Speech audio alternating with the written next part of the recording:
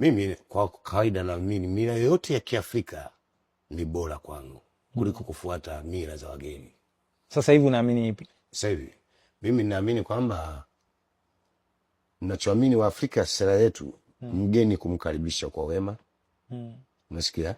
Rafiki umkaribisha kwa wema na aondoke kwa wema. Kwako kusiwe na doubt juu ya mgeni wako ambaye yeye amekuja kwako kama mgeni mwema. Lakini wenzetu hawa waliokuja hapa tuliwapokea kwa wema, lakini wao walitufanyia mabaya. Unaelewa? Kwa hiyo ukiangalia ujaji wa hizi dini unazosema wewe, zilikuja kwa njia tofauti, lakini njia kubwa ni ya nguvu. Sio njia ya kubembelezana, kushawishiana kwa amani kama wewe ulivyokuja na kumtaka mimi nije kwenye studio yako kwa unyenyekevu. Hapo kwanza dini, sasa tunaingia kwa amani. Lakini hapo kwanza watu walikuwa waingii kwenye dini kwa amani. Sababu yule alokonka eneo lako, yeye ni mtu wa dini yake. Kwa hiyo anakwambia kama unaitwa bwana nani? Temidaye. Bwana Temidaye, kwanza jina lako wewe sio letu. Jina langu mimi la Kiafrika. Jina lako la Kiafrika. Temidaye. Kwa hiyo jina lako huwezi kwenda nalo huko useme njema. Kwa hiyo ili wewe uwe na pamoja nasi kwenye organization yetu au tuseme dini yetu, lazima ufuate majina yetu sisi tulioletwa dini.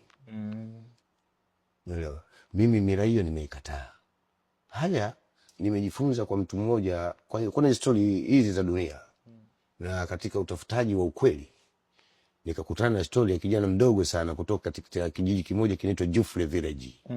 Mwaka 1600 wakati wa Atlantic Slave Trade. Huyu kijana alichukuliwa akapakiwa kwenye meli akapelekwa nchi ya kigeni na wale mabwana wageni.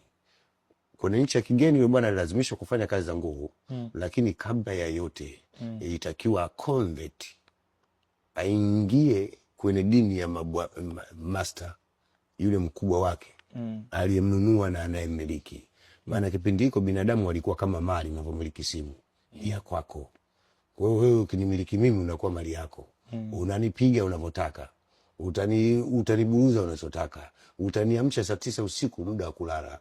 Wewe utaniambia mimi nikakuchotea maji ya kunywa au oge nyumba kutoka hapo mpaka kule upande wa pili.